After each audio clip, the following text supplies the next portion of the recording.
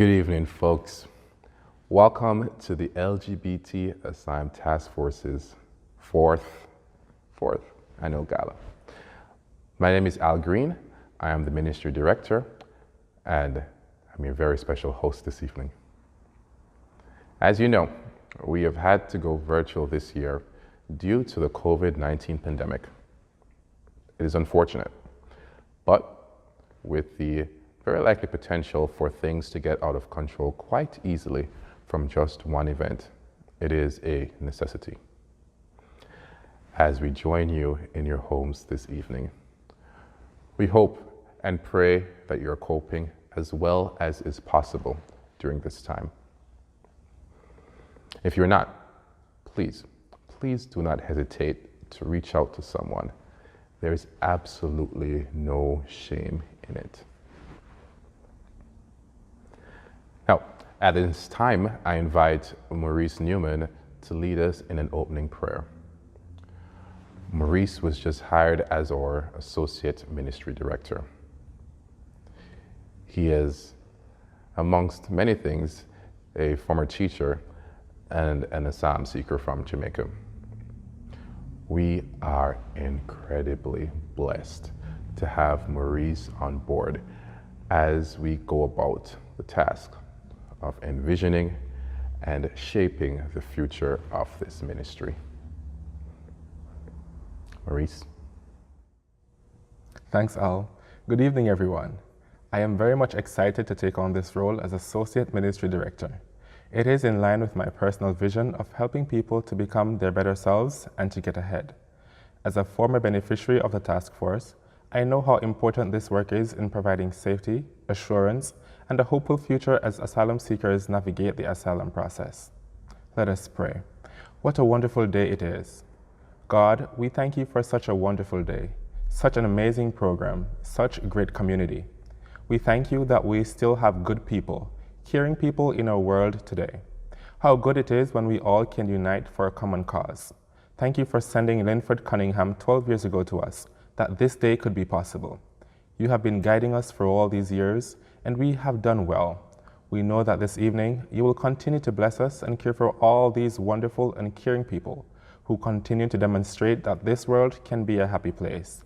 They allow us to see past these dark clouds and envision a future that is bright.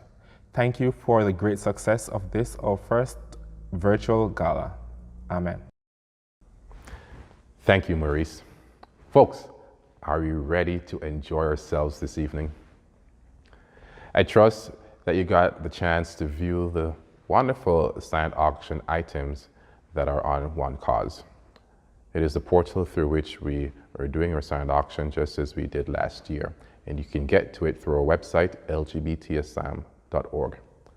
The auction has been open all week and will close tomorrow Sunday at 3 p.m. We've got some really exciting items on auction, including wonderful artwork by asylum seekers. There's one-of-a-kind task force merchandise and a private concert with cast members from the Broadway musical Hamilton. I know what I'm going for. Now, as you might well imagine, pulling off this event is no easy task. I must thank the group of people who have worked and are still working tirelessly to make this evening a success. The team of Lynn Schaller, Reverend Kevin Downer, and Pastor Judy Hanlon that I co-head with Denise Dagrand has met consistently since February. I have to give special thanks to Marvin Nunez of Nunez Graphic Design, Professor Ed O'Donnell and his wonderful students at the College of the Holy Cross, and to Betty Julian for donating their services. I would be remiss if I did not also give special thanks to our wonderful gala sponsors. Please consider supporting their businesses, especially during this time. This has been a particularly trying year with COVID and long-standing pervasive systemic racism rearing their ugly heads. It has caused many of our folks who have never had to face racism before to have nightmares and ponder if making the move here in search of safety was the right one. This, combined with ever-increasing restrictions that are placed on folks seeking asylum, has been demoralizing for many. But, and it's a big but, in the face of actions like the doubling of the already lengthy minimum wait time for asylum seekers to be able to work and support themselves, there is more, much more than a glimmer of hope. Folks like you have stepped up to reach out to asylum seekers and provide comfort. You've increased your regular donations that are the fuel of this ministry. And you have voiced very strong opposition to the many changes that are being made. Thank you. It is because of you that we can envision a future that is safer for LGBTQ people who are fleeing persecution and seeking safety within these shores. It is because of you that we have been able to purchase a house, a home really, to host some of our folks, and have been able to hire Maurice as our Associate Ministry Director. Both of these actions will allow us to better serve even more asylum seekers. And it is because of you, me, all of us working collectively in this ministry, that we continue to have a 100% success rate in helping folks be granted asylum versus the less than 20% success rate in the overall system. Words cannot, absolutely cannot fully express how profound of an impact we are having on the lives of scores of asylum seekers. I hear it. I hear it every day in the repeated utterances of gratitude from the asylum seeker who has been freed from a detention facility. I see it in the smile, the beautiful smile of the asylum seeker who has walked into their very own room for the first time after spending months in a homeless shelter.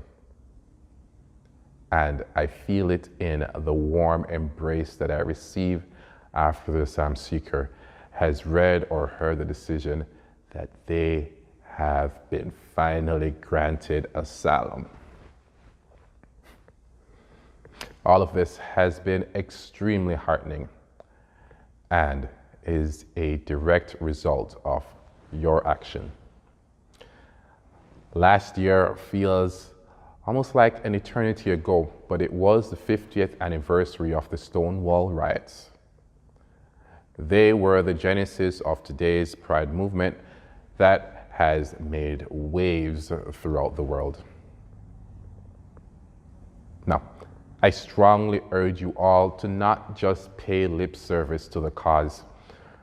Please do whatever you can to help bring about change. After all, indifference is a privilege that many around us do not have. I know that the struggle is long and difficult, but we cannot grow weary. We must be prepared to get into good trouble in order to create the future that we envision. Friends, this evening, you will get to meet the humans that receive your support. You'll get to hear about their journeys, and you'll also get the chance to put your money where your heart is.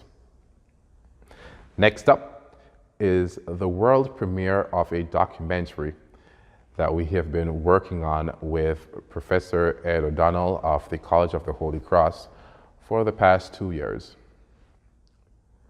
Thank you for watching.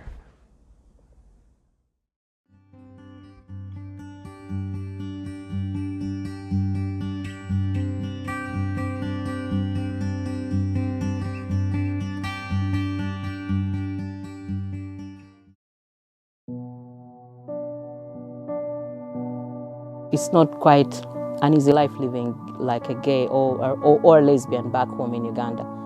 It's really terrible.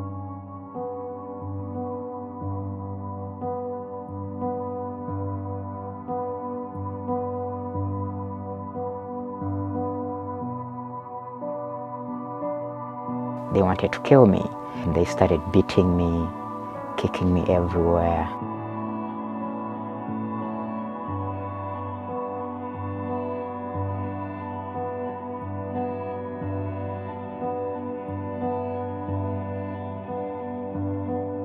My partner was seriously attacked.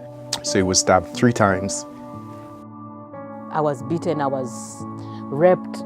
Honestly, it was terrible.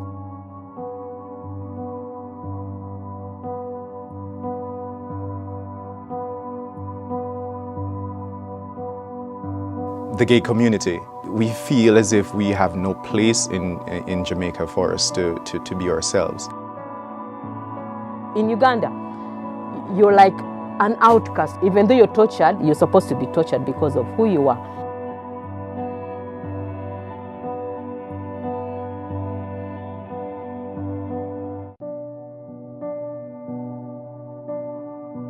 You are bringing a shame to our family.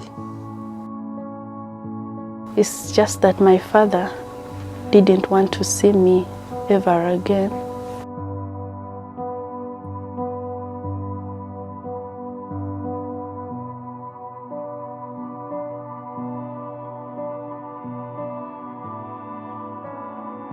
Uganda is a small country where if you're gay, definitely you either end up being jailed or you end up being killed.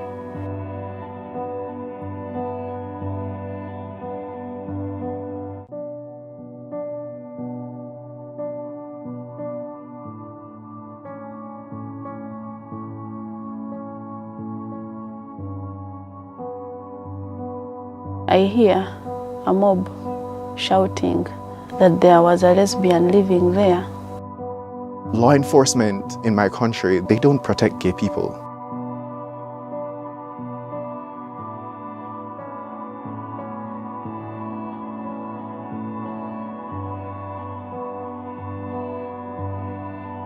They beat me up, took me in the police cells, published me in the newspapers. So that was so terrible.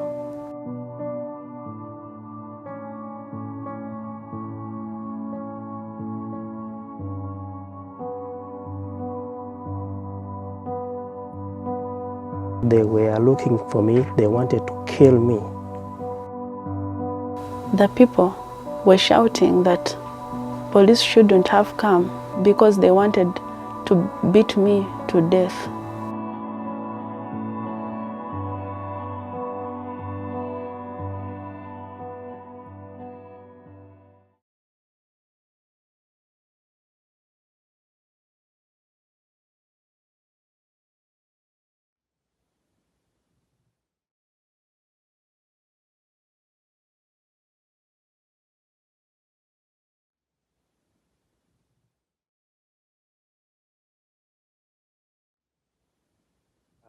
My father, my family, they were telling me, what kind of a person are you? You are bringing a shame to our family.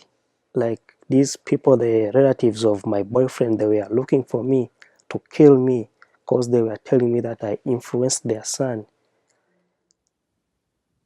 Why was it important to hide the secret? Yeah, because I wouldn't, spill it out because it was a taboo back home. You cannot say that you're gay and you're left there. You have to be punished. And I went and attended a pride event, which is a gay event in Uganda, or with my partner, and we were outed, and our names were in the Uganda newspaper, and everyone was looking for us. Security agencies, the police, the government was looking for us. So we realized that we were not safe because the family we could lean on was against us. I couldn't go to the police because, as far as I know, the police itself is very homophobic and also attacks the LGBT community. And I had nowhere to go because Uganda is a small country where if you're gay, definitely you either end up being jailed or you end up being killed.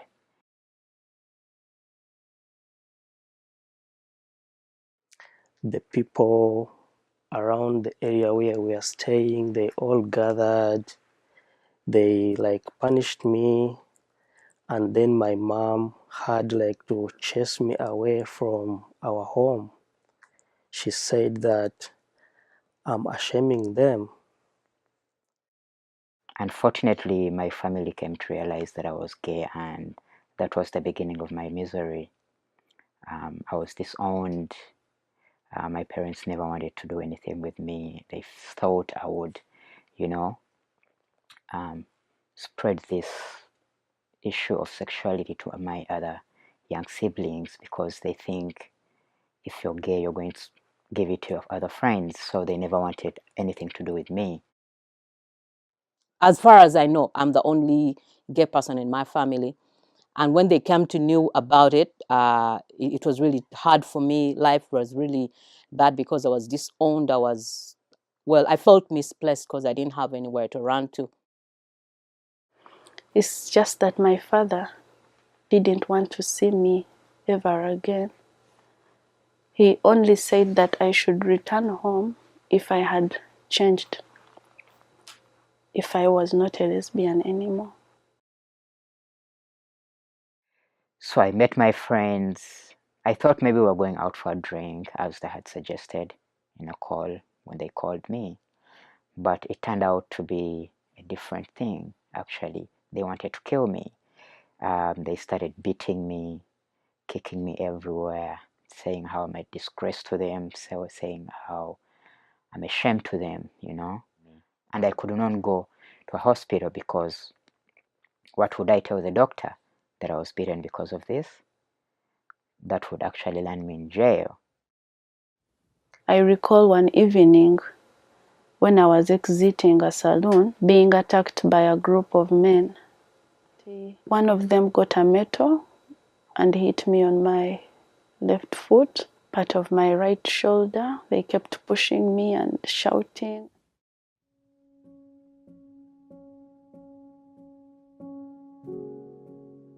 So when I got problems, the first thing like which came to me is maybe I can go in the United States because gay people are free there. So I went on the internet, I started searching for organizations for gay people. I don't know how I ended up on Worcester, so I clicked on Worcester.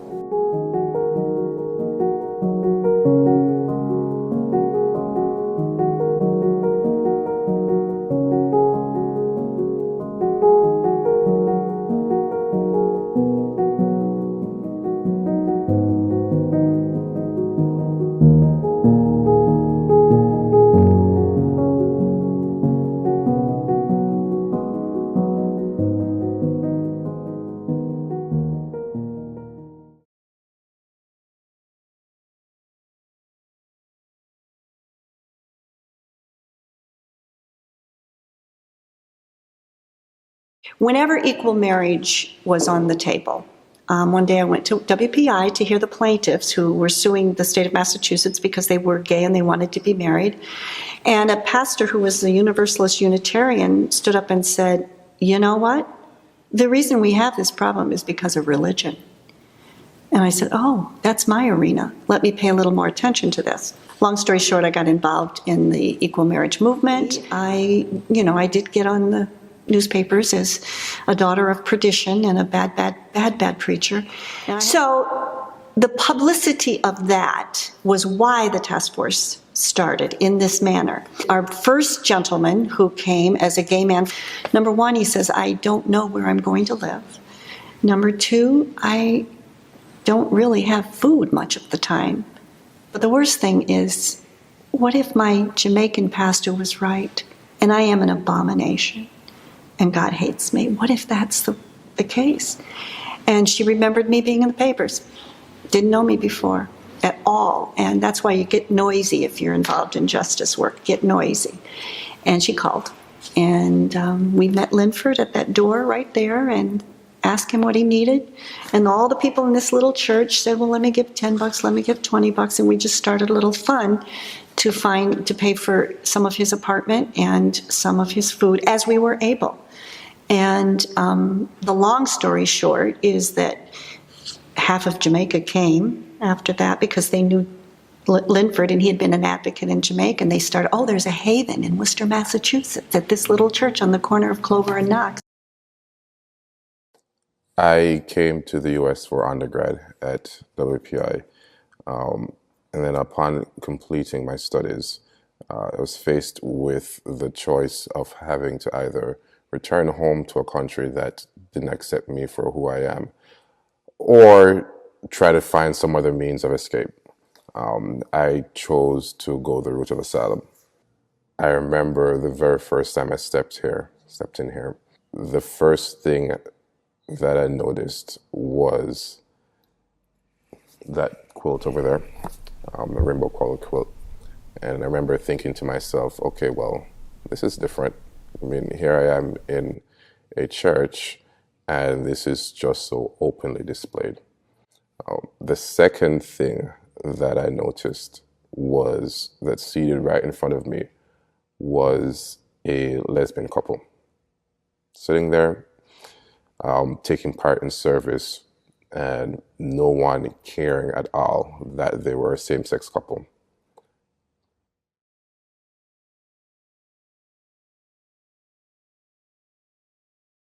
Essentially, we pay for housing. So we put somebody in a room or a safe place where they can be out and safe. We have, at this point, 6 apartments that we rent in the city of Worcester, which have to be on bus lines so that folks can get about. And in those apartments are only asylum seekers, LGBT asylum seekers. And again, that becomes family and community. We pay for the heat and we pay for the utilities and obviously give them a safe space. 6 different apartments in Worcester, Massachusetts. From the date they file, they have 180 days before they can get a work permit and a social security number. So our reason for being here is to fill the gap between when they arrive and when they can work. Refugees who come here can work right away. It's difficult, as you all have heard the stories, but they can work. Our asylum seekers can't. So we fill that gap, and then in 180 days, whether they have got asylum or not, they can work. Some have gotten asylum before that, some have gotten it afterwards, but that's the rule of thumb. So we look at taking care of them generally for 9 months to a year. And then they go off. We take care of them 3 months financially after they get their work permit, because you know how it is to get a job and then get that first paycheck and then be able to find an apartment. So we take care of them 3 months, then they roll off and other folks come in. So it's a constant movement.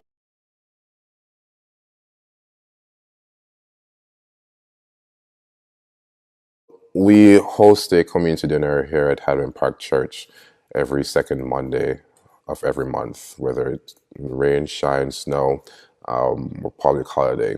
We'll be having those here. They are a way for the asylum seekers to interact, right, on a more relaxed level, and also with each other, and also for volunteers to come and meet asylum seekers, get to hear their stories, and to forge some closer relationships. Every month, asylum seekers come and they make friends. They find folks that might help them get a job or somebody that might drive them to a doctor's appointment. And then they have community in a church if they want it. And they have community in their houses with each other. And it's really hard to get through some of this stuff alone. In fact, almost impossible. So the community is a big thing. That, giving them peace and tranquility and the ability to sort of settle in, enables them to find an attorney. We don't do that, but we help them find an attorney and get to a doctor and get some psychosocial support and any kind of other kind of support that they might need, even classes and education and that kind of piece. But what we do is house them, feed them, and provide a community, a family, so to speak, so that they can thrive. So we've been doing this for a little over 10 years, and we have helped almost 200 people from nearly 20 countries. We're talking Cameroon, Jamaica, Nigeria, China, Saudi Arabia, Palestine, China. There's 80 countries where it is criminalized to be gay, and so any of those who make it to us, we help. And of all those folks who come from all those countries to find us here, to date, we are 100% successful in achieving an asylum positive case for them.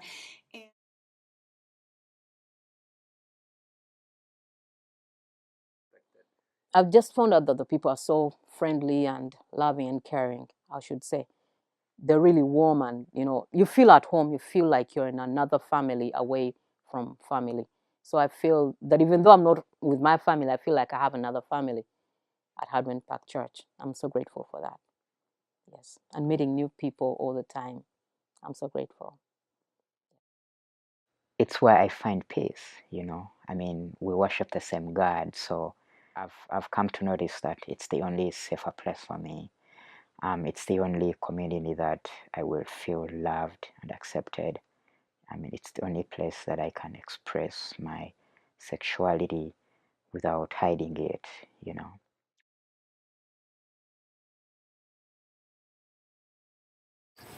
So the money has come from a lot from welcoming churches, which is so awesome to me because the churches in Uganda are telling them they're horrible and this church is saving them. I like that. I like that a lot. And almost every other penny that people give to us goes directly to the basic needs of a human being, housing and food.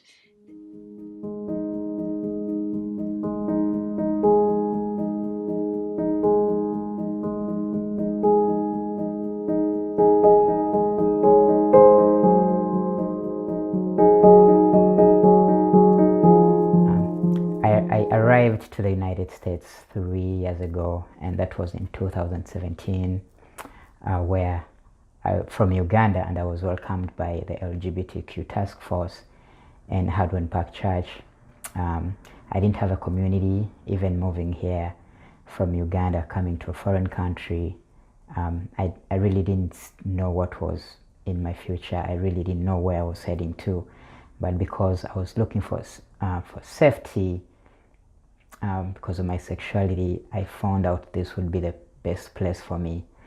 I was taken in and given a community. I met a community of fellow asylum seekers from all over the countries.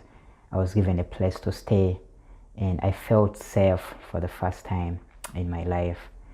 The process from applying for asylum to when I got my asylum took me through 2 years actually, but it was exhausting.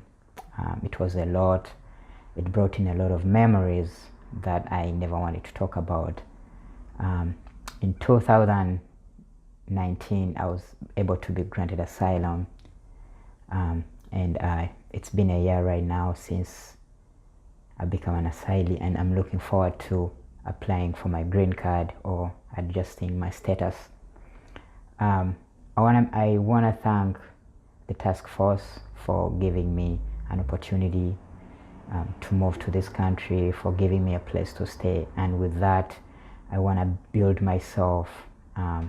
That's why I'm looking at joining law school when I get my permanent residency, because I believe once I'm an advocate, I will be helping out people like me that do not that need help, because there's a lot of social injustices going on, and I believe I've been blessed so that I can also change a life, one or two, once my dream comes true. Thank you for supporting the task force. Thank you for supporting other asylum seekers. And thank you for supporting us. God bless you.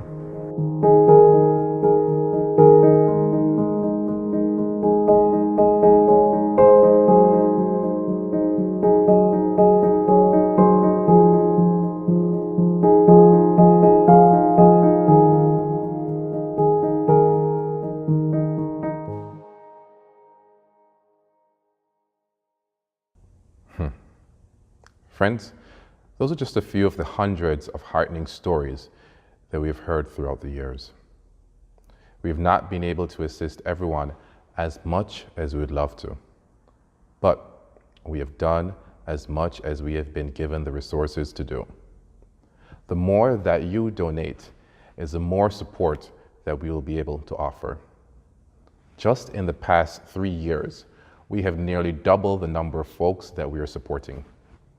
Thank you for being a part of that. Next up, you'll hear from an asylum seeker who recently joined us. He'll describe his journey, and I want you to pay particular attention to the conditions that he had to endure in a detention center, and also listen to the vast network that has to be mobilized in order to help each person who is just seeking the opportunity to live and dream of a safe future. My name is Robert. I am a gay man from Uganda. I was jailed and tortured. And I thought that I was going to be killed when I was still in Uganda. So I wanted to come to United States, but all the travels were banned. So I flew from Uganda to Mexico. From Mexico there, I went to the Mexican border where everything of mine was robbed. I was beaten, and my money plus the passport and the cell phone were all stolen by the cartels on the borderline. So finally, I found some people who will try to help me to cross the river. I reached into there is a forest where I went. In that forest, I passed through. I made to the border. There are people called the border patrol agents.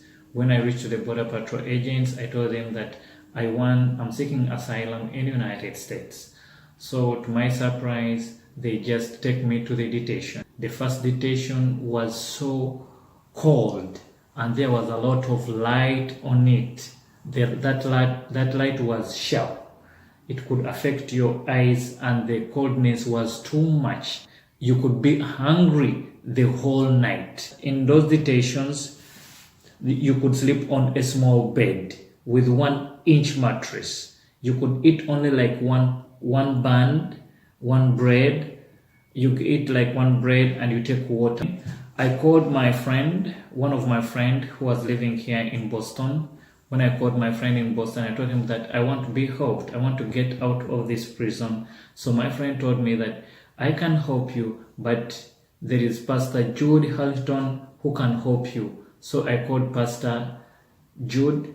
I called her that I am a gay man from Uganda. I want to be helped. So after like 1 month, I called again Pastor Judy. I told her that, have you got some solution for me to see that I can get out from here? She told me that she was on a Zoom call, on a Zoom call with a lot of pastors from Worcester, Massachusetts, and told them that let me first hold this man from a detention. He's a gay man. He wants to get out of the detention.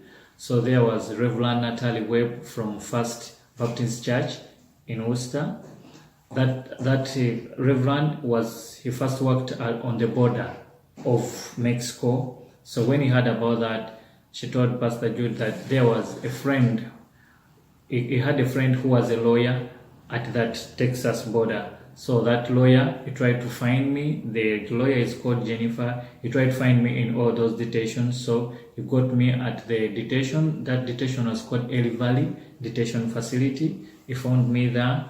So he told me that now we have to see that we get a credible fear so that I can get out of the detention.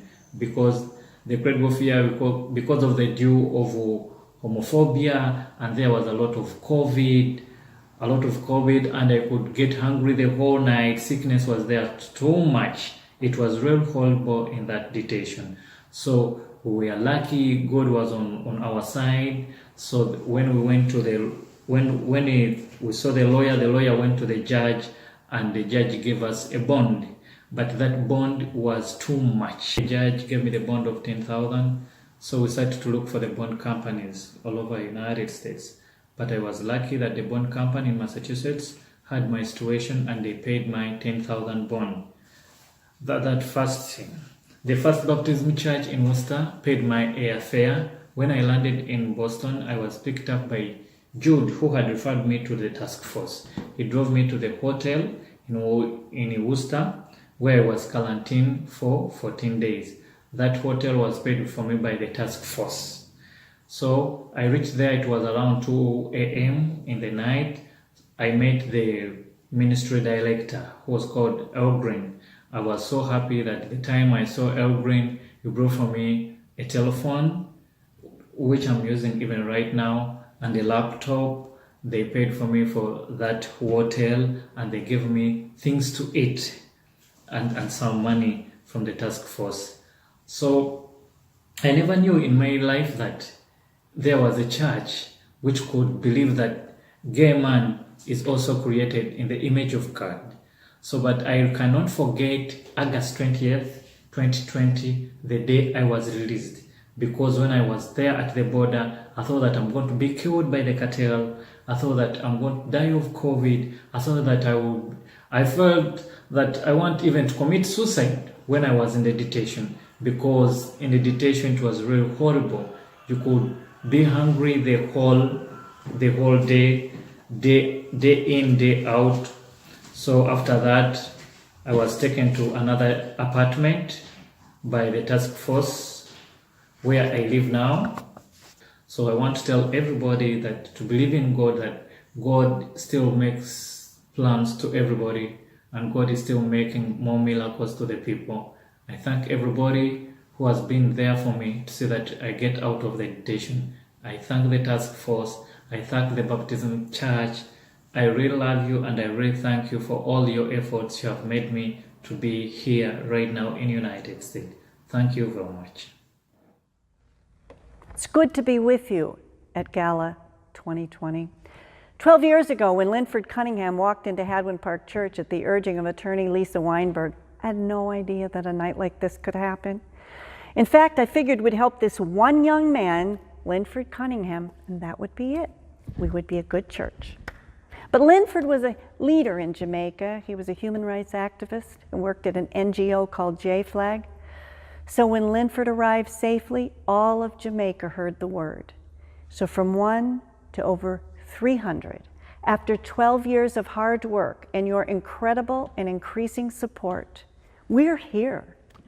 In a year that has been truly horrible for the earth, the LGBT Asylum Task Force workers, seekers, and leaders have hunkered down in the name of justice and have done the impossible. We have exceeded our goals for 2020. I think it's about love. No one can put out the flame of love. I remember reading a story about a couple who fell in love in Auschwitz. That's a concentration camp, a place of terror, a place of disease that a mask could not conquer, a place of hopelessness, and a place where there seemed no space in the air or in the heart for love. But love survived. By the light of a match, with prisoners gathered around, with intimacy framed by horror, they promised lifelong love. And it occurred to me that love is also what asylum seekers come to find. Freedom, yes. Community, yes. But the desire for companionship and a relationship is a dream that is a longing in human creation that calls us to love as we were created to love. Speaking of love, if you were with us at last year's gala, you attended Sammy and Harriet's wedding. It occurred right on the dance floor of the Worcester DCU Center, smack dab in the middle of this strangely frightening and angry year. I've been blessed to officiate at 4 weddings of asylum seekers. Two women who had been together for 11 years and unable to show that publicly escaped Uganda and went to apply for a marriage license within weeks of arriving.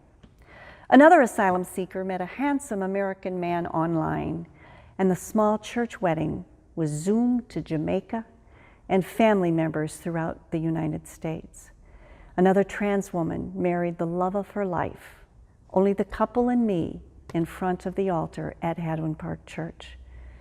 And to come full circle, I get to announce Linford Cunningham, our first asylum seeker, the one who came knocking at our door, which birthed this international organization. He went on to obtain his master's degree. He found an apartment, bought a car. He actually was able to bring his mother to the United States. He now has a corner office as housing manager at AIDS Project Worcester. Well, guess what?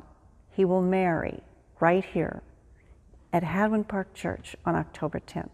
Love survived all. As the Apostle Paul said, though I speak with the tongues of mortals and of angels, but I don't have love, I'm nothing. Love bears all things, believes all things, hopes all things, endures all things, even imprisonment. Now there remains these three, faith, hope, and love. But the greatest of these is love. Can I have a hallelujah?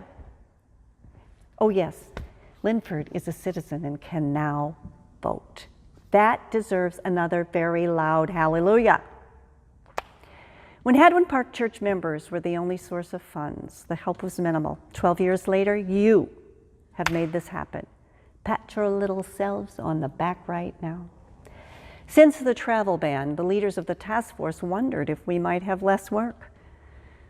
All of our folks previously came to us by air. But I want you to know the desire for freedom and love cannot be hindered by travel bans or xenophobia. So let's cut to the holy chase. This is our major fundraiser. The need did not diminish like the economy during COVID. It has grown, and we are asking all of you to do the very best you can so that we can continue to pay the $35,000 a month it takes to keep Robert and 24 other asylum seekers in safe housing. We won't benefit from the reduced rental of the house we bought for at least another 6 months while it's renovated. And if more folks come, we just might fill those new 9 bedrooms with 9 more people who escaped detention if we have the money. If the money continues to come, we will expand the number of asylum seekers we help. So can you help that happen? Our commitment to love must be the passion behind our giving. You should feel blessed to give. And then again, think of what you might pay for a wedding. Did you know in Massachusetts, the average cost for a wedding is $43,700? All that money goes to flowers and decor and dresses and tuxes and favors and food and dancing, all you love to pay for, right?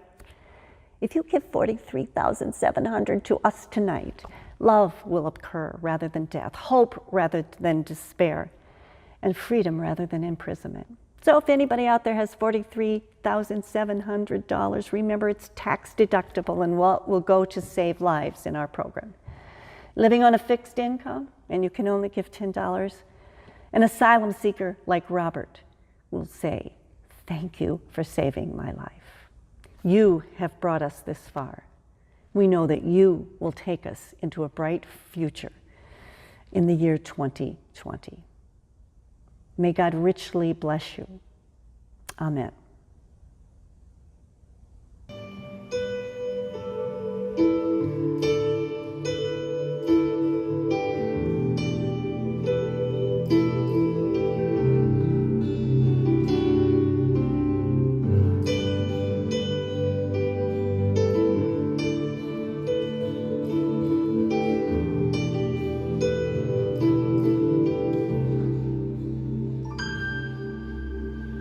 Slow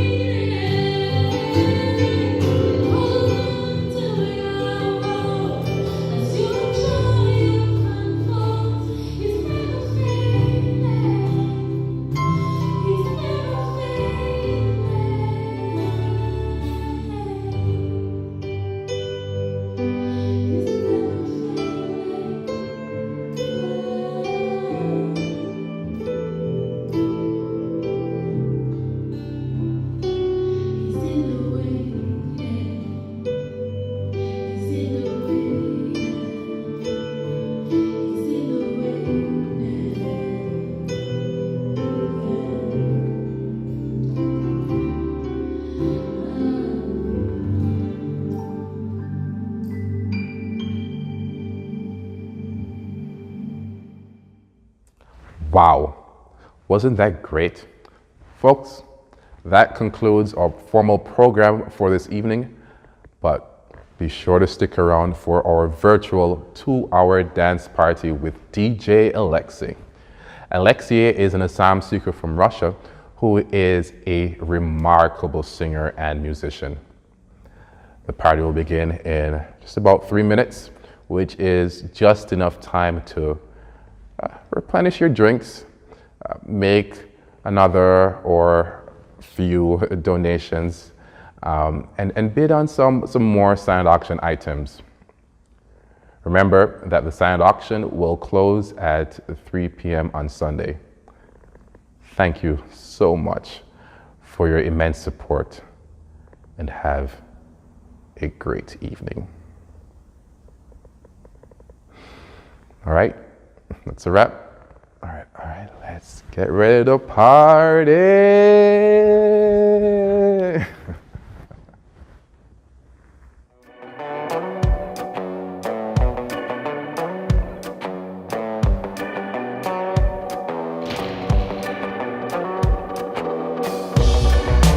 Waking up dizzy in the morning, we fight a lot, don't even know about what. I just want you to leave, darling. It's my only hope. Can't you see our time is up? I don't want to start over. Finally some peace and quiet since you left, so don't bother. This is how I feel now.